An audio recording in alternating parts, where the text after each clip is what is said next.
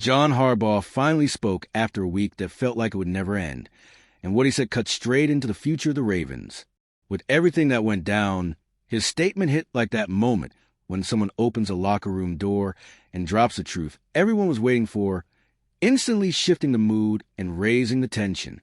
Because now it's not just rumors or guesswork.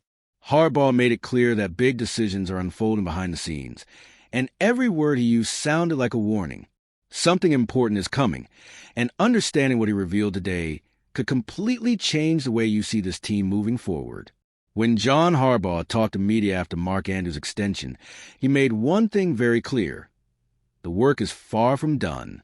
The way he said it almost felt like there's already a list sitting somewhere inside the building, and the team is hustling to handle everything. Harbaugh spoke with that usual firmness of his, the kind that's meant to calm everyone down, but at the same time, he showed there's urgency. He doesn't open up like this unless something real is happening, and the tone he used grabbed attention. Harbaugh didn't name names, didn't give details, but he hinted that more negotiations are already underway.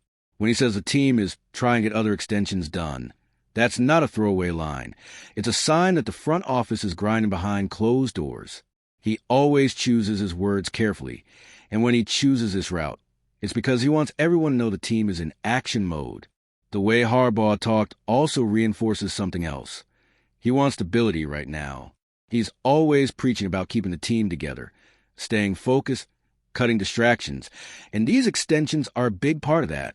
For him, getting deals done early is part of the Ravens culture, and you can feel how much he believes that helps the entire group. Harbaugh didn't ask for patience, didn't say they'd wait, didn't say they'd evaluate later. He talked about doing things now, and that says a lot. But when Harbaugh talks like this, you automatically start looking at the positions with the biggest question marks. And since the Andrews extension just happened, the next question pops up almost naturally. What happens with Isaiah Likely and Charlie Kolar? Harbaugh's own comments lead directly to that, because he made it clear the work isn't finished, and that puts the tight ends right in the middle of the conversation. When Harbaugh mentioned the team still working on more extensions, he instantly cast a spotlight on the tight end group. Even without naming anyone, it was obvious that he knows that position is entering a decisive moment. Andrews is locked in, but Likely and Kolar are in the final year of their rookie deals, and the way Harbaugh spoke made it feel like he wants to get that handle before it turns into something bigger. He always tries to protect his players, and comments like these show exactly that. By talking openly about chasing new extensions, Harbaugh pushed the conversation toward the real value of these two young players. He knows Likely flashes talent, but still hasn't fully established himself, and he knows Kolar contributes more on special teams and on offense. The fact that Harbaugh didn't dodge the subject and kept a firm tone shows he understands how delicate the situation is and wants to make it clear the team is paying attention. Harbaugh also seems to understand the importance of showing stability right now. When he reinforces the idea that they're working on extensions, he's trying to create a sense of continuity, something he values deeply. He doesn't want a locker room distracted by uncertainty or worried about the future.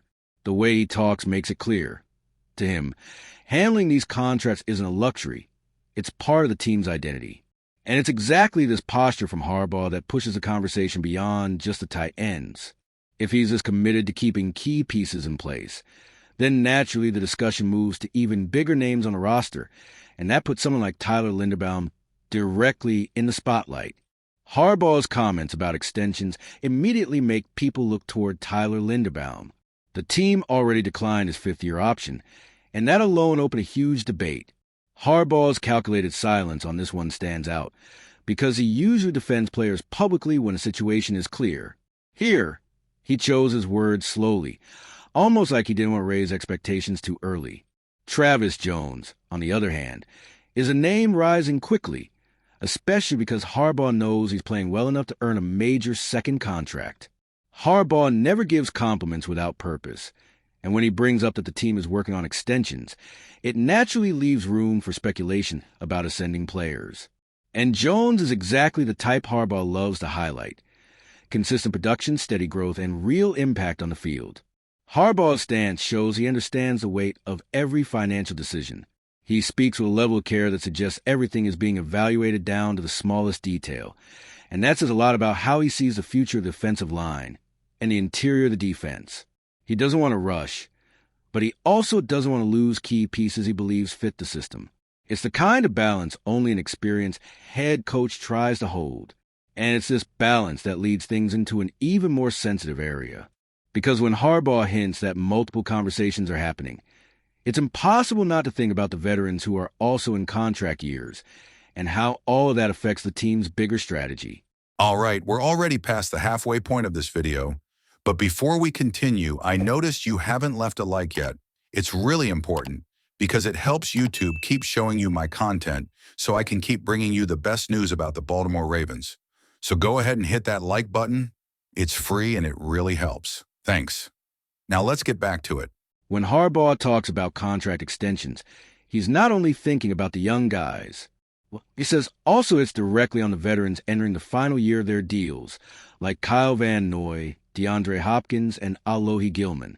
His firm tone creates a sense that nobody has been forgotten and that the team might try to keep more players than people expect.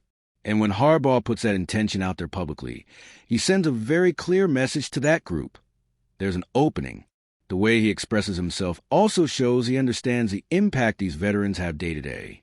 Harbaugh knows experienced players help preserve the team's culture, and that's why he always speaks about their situations with respect and care. Even without naming anyone, the way he frames the subject makes it clear these guys are part of the plan, if the numbers line up. Another thing Harbaugh leaves between the lines is that all of this depends on cap space. He doesn't ignore the financial reality, but he also doesn't slam the door on possibilities. He tries to balance hope and pragmatism, something he often does when preparing people for big decisions. His message never promises anything, but it suggests plenty of conversations are coming before anything is finalized. And, of course, all of this leads directly to the biggest point of all. Because while Harbaugh talks about several possible extensions, there's one monster negotiation hanging over the franchise, one that affects the entire budget, the entire strategy, and the entire future blueprint. When Harbaugh says the team is working on extensions, it's impossible to ignore the name that controls the entire financial future of the Ravens, Lamar Jackson. Harbaugh has mentioned before the importance of adjusting the quarterback's contract, especially considering the massive salary cap hit he carries right now. And even though he didn't go into details this time, the tone he used showed he knows nothing else moves until the central piece is figured out. Harbaugh always talks about Lamar with a mix of respect and realism. He knows restructuring that contract isn't simple, but he also knows it has to happen for other deals to fall into place. The cautious tone he uses reflects exactly that. He understands this is the move that will shape everything that comes next. He doesn't apply pressure, doesn't dramatize, but makes it clear the dialogue is happening. What's interesting is that Harbaugh talks about a possible extension as something natural, something the team already expects as part of the long-term plan. That's not empty talk. It's his way of showing that everything is being built methodically and strategically.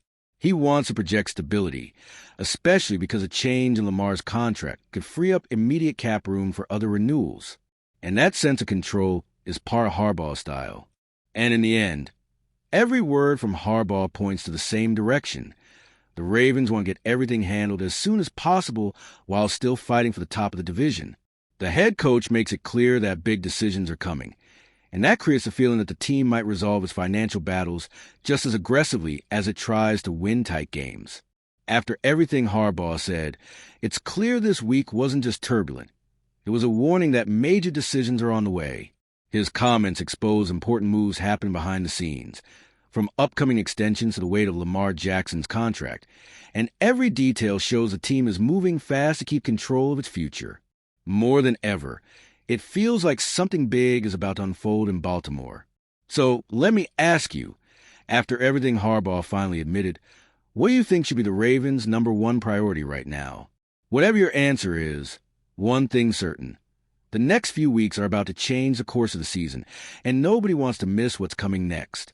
And if you, just like me, are passionate about the world of football and want to learn more about the Ravens' legacy, don't leave this video without sharing it with that friend who is also a Baltimore Ravens fan and will love this content. See those video suggestions on your screen? The first one was handpicked just for you, and the other is a recommendation from YouTube itself.